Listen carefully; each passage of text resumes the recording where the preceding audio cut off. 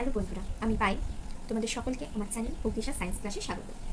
আজকে যেটা আমি পড়াবো যেটা বলতে শুরু করেছি ক্লাস 9 ফার্স্ট চ্যাপ্টারের জীবনতার বৈচিত্র্যের প্রাণী জগতের বিন্যাস নিয়ে আজকে আমি তোমাদের বলবো।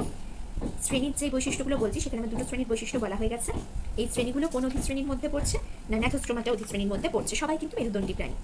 আজকে যে আমি শ্রেণীর আলোচনাটা করবো সেটা হচ্ছে উভচর বা অ্যাম্ফিবিয়ানের বৈশিষ্ট্য। তাহলে দেখো আজকে যেটা আমরা পড়বো সেটা হচ্ছে অ্যাম্ফিবিয়ান বা উভচর। তোমরা সবাই উদাহরণ বলে বুঝতে পারবে। ব্যাং, অ্যাম্ফিবিয়ার বৈশিষ্ট্য বা যাদেরকে আমরা বলবো উভচর প্রাণী। তাহলে বৈশিষ্ট্যগুলো কি কি দেখো। ব্যাং যখনই বললাম মোটামুটি তোমরা একটা ছবি আন্দাজ করতে পারছো কি হবে না। এক্ষেত্রে যেটা দেখে বলতে পারবে সেটা দেখো, আমি মোটামুটি বলে দিচ্ছি। ব্যাং বললে তোমাদের মাথায় যেগুলো আসবে বাইরের দিকে যেগুলো, চামড়াটা কিরকম হয়, সিক্ত আর নগ্ন প্রকৃতির হচ্ছে। আর চামড়াতে অনেক গ্রন্থি দেখতে পাওয়া যায়, ঠিক আছে। এদের চামড়ার মধ্যে একটু ব্যাং যদি যেমন কোনো ব্যাং যদি একটু পায়ে লাগলো, এদের একটু ঠান্ডা ভাব থাকে আমাদের। কারণ ঠান্ডাটা কেন লাগে হঠাৎ করে, ব্যাং যদি গায়ে লেগে যায়, অনেক সময় লেগে যায়, ব্যাং চেপে গেল, ঠান্ডা প্রকৃতি আমরা একটা ঠান্ডা অনুভব করবো। কেননা এদের চামড়াটা সিক্ত নগ্ন প্রকৃতির আর কি হচ্ছে না গ্রন্থিময়, ঠিক আছে। তাহলে এই সমস্ত এরা হচ্ছে মেরুদণ্ডী প্রাণী। মেরুদণ্ডী প্রাণী চর্ম সিক্ত, ওই জন্য এরা যদি আমাদের গায়ে আসে বা গায়ে লেগে যায় কোনো মতে আমাদের, তাহলে এদের আমরা কি একটা ঠান্ডা অনুভব করি। চর্মটা সিক্ত নগ্ন এবং গ্রন্থিময়। আর কি ব্যাঙের ক্ষেত্রে 4টে পা থাকে। তাহলে সাধারণভাবে বাইরের থেকে দেখে আমরা যেটা বলবো না, সাধারণত দুজোড়া পা থাকে। সাধারণত বললাম, বলছি একটা ব্যতিক্রমও আছে। সাধারণত দুজোড়া, ব্যাঙের ক্ষেত্রে দুজোড়া পা কনফার্ম থাকেই, ঠিক আছে, দুজোড়া পা থাকে। ব্যতিক্রমটা আমি বলছি, আগেটা লিখে নাও। অগ্রপদে 4টি এবং পশ্চাৎ পদে 5টা করে নখরবিহীন আঙ্গুল থাকে, ঠিক আছে। এটা আরেকটা বৈশিষ্ট্য। আর কি মেনলি নামটা যখন অ্যাম্ফিবিয়া বা উভচর বলছি, উভচর এই জন্যই বলা হয় না, কোনো একটা জীবনকালে এরা জলে থাকছে আর বাকিটা স্থলে থাকে। কোনো একটা জীবনকাল মানে যখন শৈশবে থাকছে, যখন লার্ভা দশা, তাহলে সেই শৈশবকাল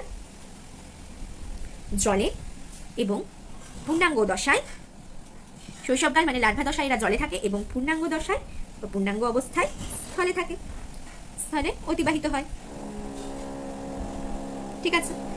আর কি না এদের অবসারণী ছিদ্র দেখতে পাওয়া যায়, ঠিক আছে। এখান থেকে একটা বৈশিষ্ট্য যেটা শুরু হলো, অবসারণী ছিদ্র রয়েছে, মলমূত্র ত্যাগ করতে পারে, সেটাকে বলা হয় অবসারণী ছিদ্র। এদের অবসারণী ছিদ্র থাকে, ঠিক। 5 নম্বর কি পয়েন্ট, এদের ব্যাঙের ক্ষেত্রে কি তোমরা গ্রীবাটাকে আলাদাভাবে ভাগ করতে পারো? করা যায় না। তাহলে লিখবে কি গ্রীবা অনুপস্থিত, গ্রীবা থাকে না। এদের ক্ষেত্রে কোনো রকমের গ্রীবা আমরা দেখতে পাবো না। আর কি অন্তকঙ্কাল যদি হয়, ব্যাঙেদের ক্ষেত্রেও অন্তকঙ্কাল যেটা অস্থিময়,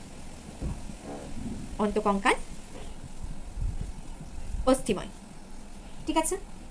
আর যদি আমরা বলি বৈশিষ্ট্যের মধ্যে, এদের করটি যেটা, সেই করটিও স্নায়ু হচ্ছে 10 জোড়া। ইম্পর্টেন্ট বৈশিষ্ট্য, এদের ক্ষেত্রে 10 জোড়া মানে 20টা করটিও স্নায়ু, 10 জোড়া করটিও স্নায়ু থাকে ব্যাঙের উভচর প্রাণীদের 10 জোড়া করটিও স্নায়ু বর্তমান। আর কি বলছে না, যখন ব্যাঙাচি অবস্থায় জলে থাকছে শৈশবকালটা, তখন কি হয়, ফুলকার সাহায্যে শ্বাসকার্য চালায়। ব্যাঙাচি অবস্থায়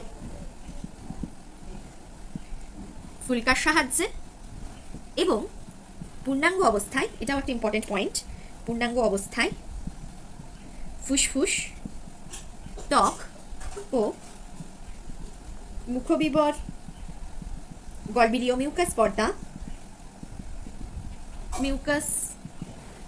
পর্দার সাহায্যে শ্বাসকার্য চালায়, ঠিক আছে। তাহলে উভচর প্রাণী শ্বাসকার্যটা যখন চালাচ্ছে দুরকম ভাবে, ব্যাঙাচি অবস্থায় ফুলকার মাধ্যমে, পূর্ণাঙ্গ অবস্থায় ফুসফুস, ত্বক আর মুখবিবর, গলবিলীয় মিউকাস পর্দা দিয়ে শ্বাসকার্য এরা চালায়। এদের ক্ষেত্রে হৃৎপিণ্ডে আরেকটা প্রকোষ্ঠ আসতে শুরু করে, সেই প্রকোষ্ঠটা মানে ভাগ হতে শুরু করে। হৃৎপিণ্ডের প্রকোষ্ঠটা, দুটো প্রকোষ্ঠ যেটা থাকে, একটা অলিন্দ একটা নিলয়। এবারে এদের ক্ষেত্রে যে প্রকোষ্ঠগুলো আসছে, যাদের দুটো প্রকোষ্ঠ ওরকম ভাবে ভাগ থাকে, বিভক্ত। এবার অলিন্দ যেটা রয়েছে সেটা দুটো থাকছে আর একটা নিলয়। এদের ক্ষেত্রে হৃৎপিণ্ডের প্রকোষ্ঠের সংখ্যা 3টে। হৃৎপিণ্ড 3টি প্রকোষ্ঠযুক্ত কি থাকছে, 2টি অলিন্দ ও 1টি নিলয়, ঠিক আছে। আর ব্যাঙরা কি করছে, ব্যাঙদের রক্তটাও শীতল, শীতল রক্ত বিশিষ্ট প্রাণী, শীতল রক্ত বিশিষ্ট প্রাণী, এদের ক্ষেত্রে শীত ঘুম যেটাকে বলা হয় হাইবারনেশনস, শীত ঘুম দেখা যায়।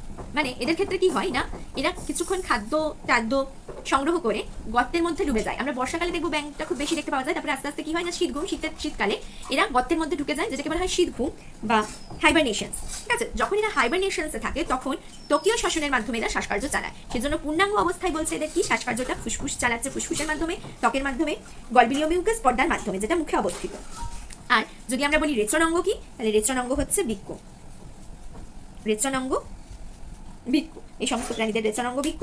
তাহলে এইগুলো হচ্ছে মোটামুটি আমরা বলতে পারবো কি না বৈশিষ্ট্য উভচর প্রাণী বা অ্যাম্ফিবিয়া প্রাণীদের ক্ষেত্রে।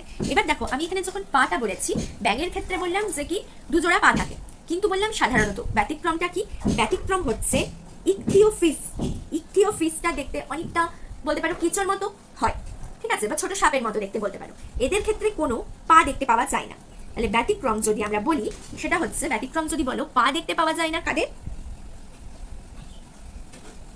ইকথিওফিস দের পা থাকে না, সেজন্য আমি সাধারণত বলেছি।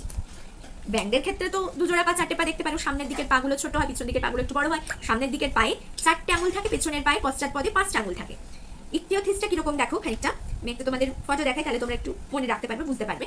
এইটা হলো ইকথিওথিস। দেখো এদের পা নেই, কিন্তু এরা হলো উভচর। কেন উভচর বা অ্যাম্ফিবিয়ার মধ্যে পড়ছে না, এরা শৈশবকালটা জলে পূর্ণাঙ্গ অবস্থায় স্থলে থাকছে। ঠিক আছে, এই প্রাণীটাকে বলা হয় ইকথিওফিস। এটা তোমাদের প্রশ্ন আসতে পারে। আর যখন এরা ডিম পারে ইকথিওফিসটা, তখন এরকম ভাবে ডিমগুলোকে ঘিরে এরা অবস্থান করছে, মধ্যখানে এগুলো হলো ডিম, এটাকেও বলা হচ্ছে ইকথিওফিস, এরকম ভাবে থাকে। ঠিক, তাহলে এদের ক্ষেত্রে পা দেখতে পাওয়া যায় না। তাহলে যদি আমরা অ্যাম্ফিবিয়ান বলি, এটা খুব সহজ, অ্যাম্ফিবিয়ান উভচর যদি বৈশিষ্ট্য তোমাদের লিখতে বলে, তো উভচর থেকেই তোমাদের প্রথম বৈশিষ্ট্য মাথায় এটাই আসবে যে এরা কি না শৈশবকালটা জলে থাকছে, পূর্ণাঙ্গ অবস্থায় স্থলে থাকছে, এটা একটা বৈশিষ্ট্য। আর যখনই ব্যাঙ মাথায় আসবে তখনই তোমরা পায়ের কথা বলতে পারবে, অগ্রপদের কথা বলবে। মেরুদণ্ডী প্রাণী, চামড়াটা কিরকম সিক্তলগ্ন গ্রন্থিময় হচ্ছে। এদের ক্ষেত্রে কি হচ্ছে না, অবসরণী ছিদ্র, যেখানে মলমূত্র ত্যাগ করছে সেইটাকে অবসরণী ছিদ্র বলে, অবসরণী ছিদ্র আসছে। গ্রীবা দেখতে পাওয়া যায় না, অন্তঃকঙ্কাল অস্থি দেখতে পাওয়া যায়। এটা খুব ইম্পর্টেন্ট পয়েন্ট যে করটিতে 10 জোড়া স্নায়ু উভচর প্রাণীদের ক্ষেত্রে দেখতে পাওয়া যায়। আর কি যে ব্যাঙাচি অবস্থায় ফুলকার সাহায্যে, এটাও একটা ইম্পর্টেন্ট পয়েন্ট, শ্বাসকার্য চালায় কিসের মাধ্যমে, আলাদাভাবে প্রশ্নও আসতে পারে এই বৈশিষ্ট্যটা দিয়ে যে ব্যাঙ শ্বাসকার্য যখন চালায় কিসের মাধ্যমে, তখন তোমাদের দুটোই লিখতে হবে। যখন ব্যাঙাচি অবস্থায় থাকে তখন ফুলকার মাধ্যমে, পূর্ণাঙ্গ অবস্থায় ফুসফুস ত্বক, মুখবিবরে গলবিলীয় মিউকাসের দ্বারা শ্বাসকার্য চালায়। হৃৎপিণ্ডে 3টে প্রকোষ্ঠ হয়, 2টো অলিন্দ 1টা নীলা, শীতল রক্ত বিশিষ্ট প্রাণী, এরা শীত ঘুম দেয়, যেটাকে বলা হচ্ছে হাইবারনেশনস। আর রেচনাঙ্গ বৃক্ক, এগুলো মোটামুটি হচ্ছে কি বলতে পারি আমরা বৈশিষ্ট্য। কাদের বৈশিষ্ট্য না অ্যাম্ফিবিয়ার বৈশিষ্ট্য। আর এরকমও প্রশ্ন আসতে পারে যে কাদের ক্ষেত্রে পা থাকে না, উভচর প্রাণী কিন্তু পা নেই, সেরকম প্রাণীর উদাহরণ হচ্ছে ইকথিওফিস। তাহলে এবারে আমরা যদি উদাহরণ বলি, উদাহরণ আর বিজ্ঞানসম্মত নাম অ্যাম্ফিবিয়ানের, তাহলে লিখে নাও কি হচ্ছে। ব্যাঙের ক্ষেত্রে কি হবে, ব্যাঙ 2 রকমের ব্যাঙ হয়, সোনা ব্যাঙ, কুনো ব্যাঙ। কুনো ব্যাঙের বিজ্ঞানসম্মত নাম হচ্ছে বুফো মেলানোস্টিকটাস, বুফো মেলানোস্টিকটাস, এটা কুনো ব্যাঙ। এবার সোনা ব্যাঙের নাম বা উদাহরণ রানা ট্রাইগিনা, রানা টাইগ্রিনা। ঠিক আছে, এগুলো হচ্ছে ব্যাঙের উদাহরণ।